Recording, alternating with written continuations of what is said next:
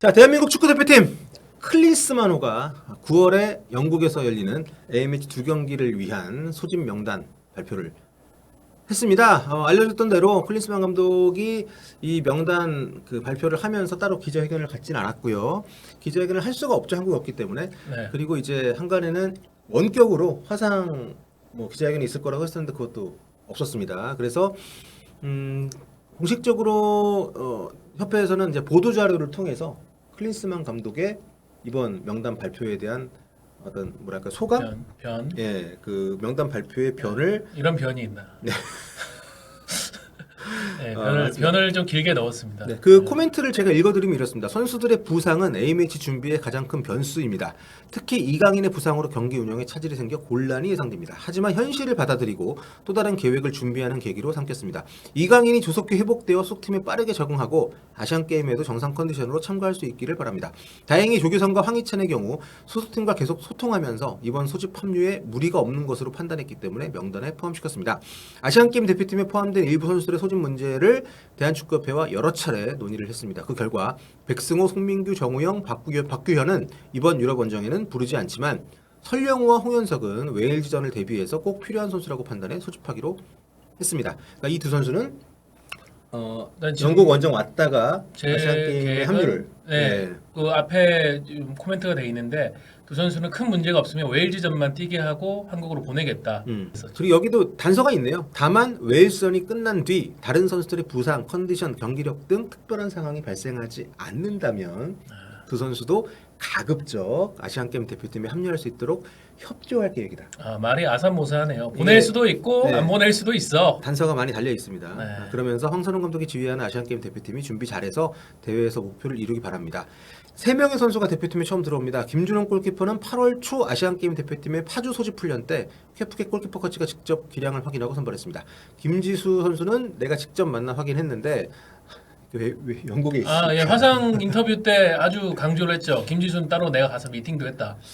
네, 그러니까 국내 선수, 해외 선수에 대한 명백한 차별적 시간이 있습니다. 시선이 있습니다. 이거는 분명합니다.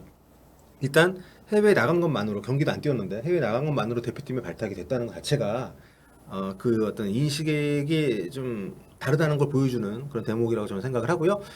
김지수는 당장 즉시 전력감이라기보다는 앞으로 대표팀의 미래로 성장할 수 있는 가능성을 지켜보고자 발탁을 했다. 이순민은 K리그에서 꾸준한 활약을 하고 있는 선수다. 이런 새로운 선수들의 발탁은 아시안컵 우승이라는 목표를 이루기 위한 변화의 시작이 될 것입니다. 지금 그러니까 K리그 활약을 통해서 발탁된 선수가 저는 뭐 이순민 선수가 올해 광주에서 보여주고 있는 기량이나 상승세를 본다면은 지금 저 삼선 미드필더 포지션이 어쨌든 박용우 선수 포함해서 세대 교체 중이니까 한번 뽑힐만 하다고는 보여지는데 뭐 근거에 대해서는 약간 지난 6월에 안현범 선수 같은 케이스가 될 수도 있다라는 걱정도 듭니다. 네. 당시 안현범 선수 선발에 대해서 클린스만 감독이 너무나 당당하게 내가 보진 않았지만 이라고 얘기를 해가지고 모두를 아연실색하게 만들었었는데 그렇습니다. 클린스만 감독의 코멘트에 나왔지만 일단 3명의 선수가 최초 발탁 김준홍, 김지수, 이순민 요 세 선수가 이제 클린스만 체제에서 이번 9월 소집에 처음 발탁된 선수들이고 아시안 게임하고 겹치는 선수들은 많이 빠졌습니다. 빠지고 대신에 홍현석 선수하고 지금 설영우 설용우 선수만 와일드카드. 네, 포함이 됐다고 할 수가 있겠고 지금 근데 여기서 좀 제가 볼 때 그러니까 아시안 게임 얘기는 아까 뭐 잠깐 했습니다만 교통 정리가 일단 완료가 된 것 같지만 좀 애매합니다. 근데 그렇고 6월 소집 명단하고 비교를 하면 그래도 변화가 꽤 있어요. 네. 일단 뭐 부상으로 빠진 선수들이 몇몇 있고요. 네. 송범근 선수, 이강인 선수, 그리고 김지수 선수도 지금 돌아왔는데 주말 경기에서 발목을 조금 다쳤다는 얘기가 있더라고요. 그래가지고 빠진 것 같고 박지수, 박규현 선수는 아시안 게임 대표팀 보냈고 네. 원두재 선수는 6월에 조금 부진하다 보니까 제가 볼 때 원두재 선수 대신해서 뽑은 게 이순민 선수 같아요. 그리고 나상호 선수가 확실히 6월에 비해서는 지금 이제 득점력이나 폼이 조금 들쭉날쭉한 감이 있기 때문에 제외를 해버렸습니다.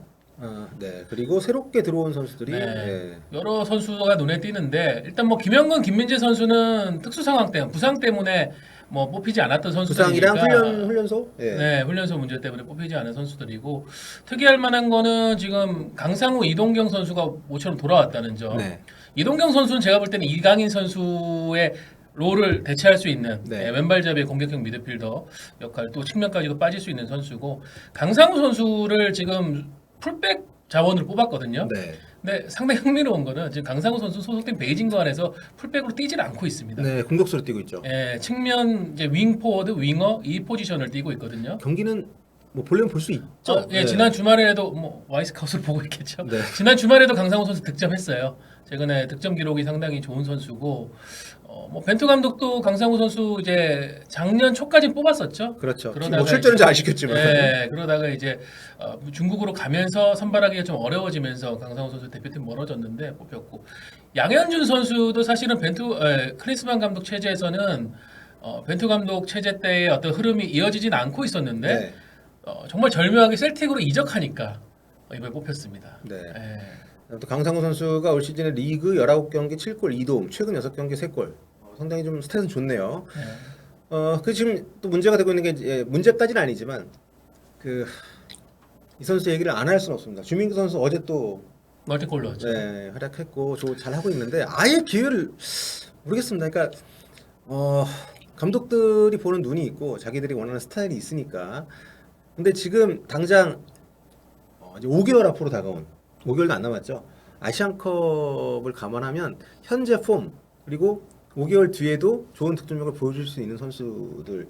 오영규 선수가 아직 뭐 어리고 미래가 있지만 예를 들면 황희도 선수가 됐든 오영규 선수가 됐든 뭐 조규성 선수가 됐든 주민규 선수에게도 기회를 좀 줄만하지 않나 싶은데. 이게 네. 또 왜냐면은 아까 전에 크리스만 감독이 뭐 부상에 대한 전제를 얘기를 했잖아요. 네네. 그 공격진들이 줄부상이었습니다. 오영규 선수는 8월 초에 이제 종아리 부상을 당해가지고 소속팀에서 4주에서 6주 가량이 걸린다고 했고, 조규성 선수는 이제 지난 주 중에 햄스트링 쪽 살짝 다치면서 한 2주 정도 얘기가 나왔습니다. 경기 못 뛰고 있죠 지금. 네, 황희찬 선수도 이제 주말 경기에서 햄스트링을 다쳤어요. 그러니까 뭐 크리스만 감독이 소속팀하고 다 얘기를 해봤다. 소집에는 문제가 없다. 뭐 조규성 선수도 2주 기준이니까는 지금 대표팀 소집될 때쯤에는 이제 어느 정도 회복해서 올 거고 오영규 선수도 마찬가지예요. 근데 문제는 저 선수들이 합류할 즈음에 경기를 뛰고 있는 상태냐, 뛰고 있지 않은 상태거든요.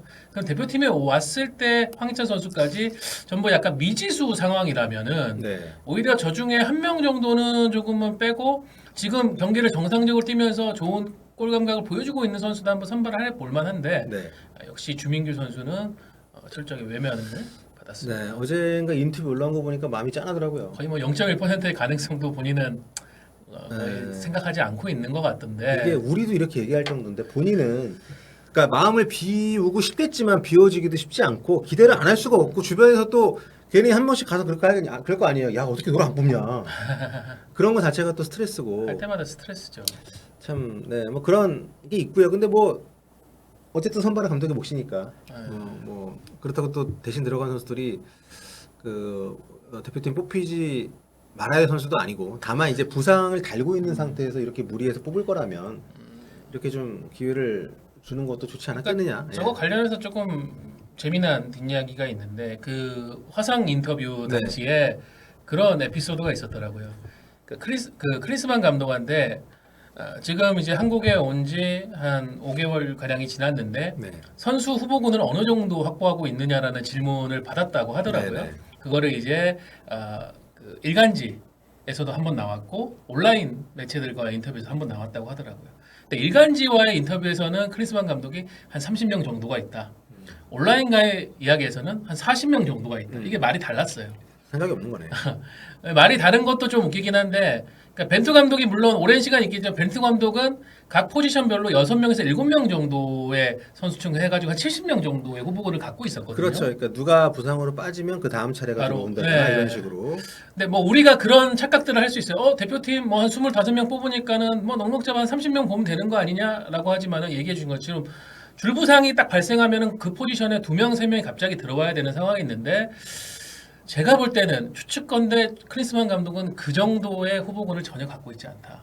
예, 그리고 주민규 선수 같은 경우도 거의 뭐 관찰 대상이 아닌 것 같다라는 생각이 듭니다. 네, 좀 우리가 하고 있는 걱정들이 최근에 이제 크리스만 감독의 굉장히 광범위한 과외 활동을 보면서 좀 커지고 있는 상황인데, 때마침 어제 영국의 미러지에서 클린스만 감독 인터뷰를 와이드하게 여러 개를 뽑아서 올렸더라고요. 근데 인터뷰 내용이 상당히 좀 그렇습니다. 보시면 이제 그 데일리 미러지의 축구팀장이라고 하는 사이먼 멀럭 기자가 쓴 건데, 여기 보시면 이제 유리겐 클린스만 감독이 해리 케인에게 어떻게 하면 발롱도르를 탈 수 있는지, 그러니까 이 기사는 거군요. 발롱도르를 바이에른 뮌헨에 왔기 때문에 탈 가능성이 높아졌다, 뭐 이런 얘기를 했다는 거고, 이 다음에 보면 이런 기사가 있습니다.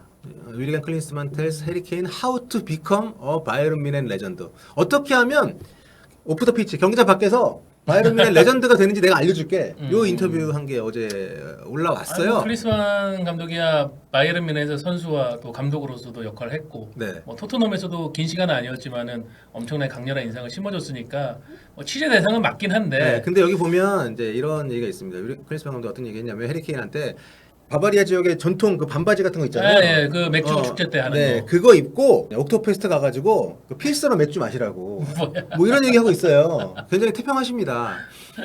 그리고 최근에 논란이 되고 있는 그 ESPN 그 정규 방송 출연, 네, 나는 메시 경기를 다 보고 있다. 이번 주말 그 분석 방송 때 안 나왔습니다.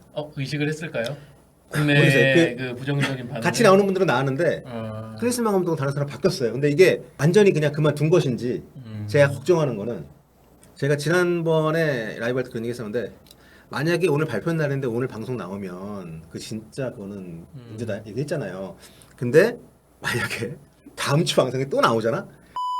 결국 지금 이제 선발된 선수들의 이렇게 면면을 보면 뭐 이순민 선수 정도 들어온 거 외에 여러 어떤 좀 결혼이 생길 만한 포지션에 새로운 어떤 국내에서 좋은 활약을 펼치고 있는 선수들 잘 안 들어오고, 또 계속 자리를 지금 지킨 선수들 중에서도 K리그 내에서의 활약이 좀 논란이 있는 선수들도 좀 있고요. 그러니까 주민규 선수도 저희 얘기했는데 골키퍼 포지션에서는 지금 호평을 받는 선수 중에 한 명이 대전의 이창근 선수잖아요. 네네.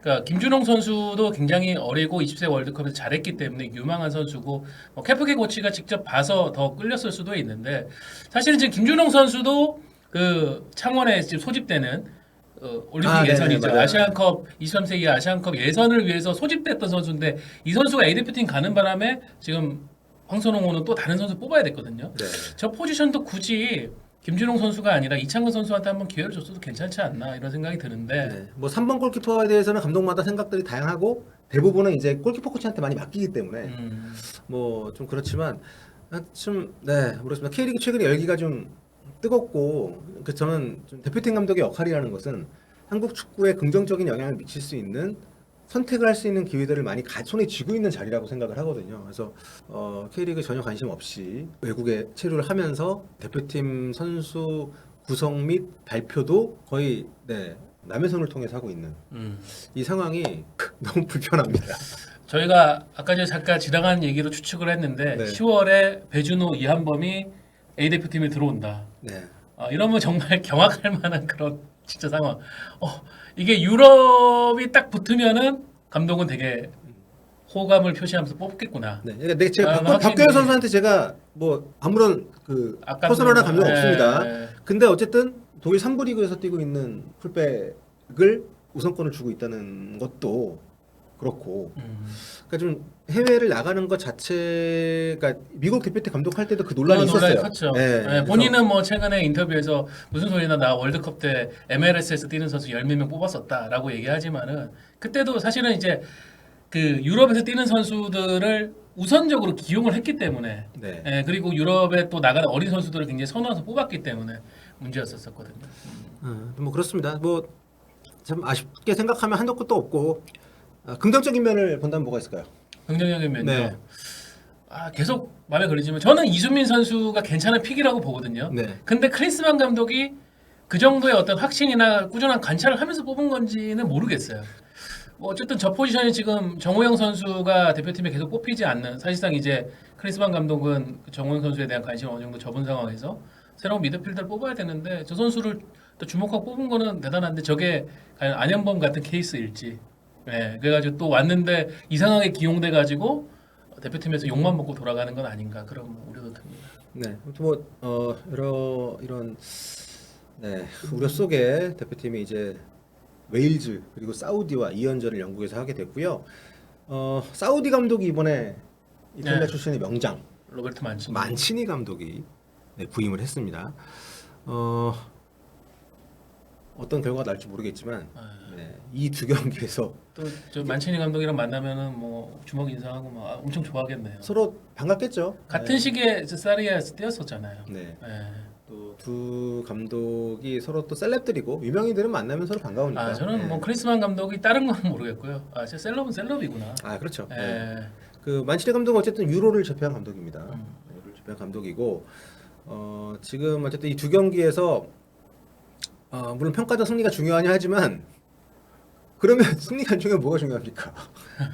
웨일스 같은 경우에는 지금 A 대표팀 결과가 한 1년 가까이 안 좋은 상황이잖아요. 네. 최근에 뭐 유로 예선에서도 계속 결과가 좋지 않은 상황이고 뭐 유럽 팀이긴 하지만은 하이티어는 아니니까 한번 도전해 볼 만하고 사우디 상대로도 만치니 감독한테 결과를 가져오지 못하면은 지금 성난 여론이 더 불이 붙을 것 같은데 네.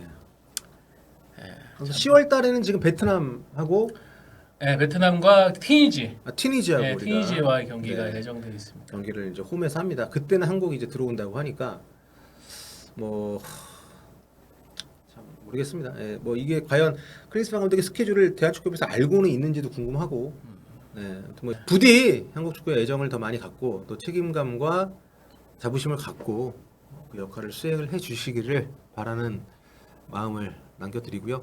거듭 말씀드리면 저는 감독 경질은 원하지 않습니다. 절대로. 지금 아시안컵도 얼마 안 남았기 때문에 다만 지금 클린스만 감독이 바뀌기는 쉽지 않겠지만 조금 더 확률 높은 조금 더 우리에게 도움이 될 수 있는 방향으로 움직일 수 있게끔 고용주인 축구협회에서 좀 강압적인 자세를 취할 필요가 있다고 보는 거죠. 예. 네. 근데 뭐 계약서상에 명시가 돼 있지 않는다면 과연 클리스만 감독을 컨트롤할 수 있을까요? 결국 메시지도 서로 주고받은 것도 근데 저는 그래요. 그러니까 다들 계약서 얘기하는데 예. 계약서까지 가는 상황은 이미 그거는 막장입니다. 어떤 문제가 생겼을 때 서로 계약서에 뭐라고 써있냐 얘기가 나오는 순간 관계는 끝이기 때문에 그 전에 어떻게든 대화를 통해서 아니면 꾸준히 뭐 거기 가서 만나든 뭘 하든 대화를 통해 설득을 하고 이런 과정을 거쳐야죠. 근데 그런 게 정말 먹혀들지 않고 감독이 자기 입장만 고수를 하고 한국 축구에 대한 어떤 배려가 없는 모습을 보인다면 뭐 그때는 어떤 조치를 취해야겠지만 그런 노력들을 지금 하고 있는지에 대한 정보가 전혀 입수되지 않고 있기 때문에 네. 그런 노력들이 좀 필요하다 이렇게 말씀을 드리고 싶고 네, 뭐 말을 길게 해봤자 다 불평일 것 같아서 이 얘기는 오늘 여기서 마무리하고요. 국대 명단 발표가 있었고 새로운 선수들 일부 발표가 됐고 아시안 게임 대표팀과의 조율은 조금 애매한 면이 있고 또 부상을 안고 있는 공격수들이 대거 발탁이 됐고 네. 클린스만 감독은 기자회견을 하지 안 않았고 네 그리고 대한축구협회는 애초 약속한 시간에 명단을 발표하지 않았다는 거. 자, 이렇게 정리를 하고 마무리를 하도록 하겠습니다.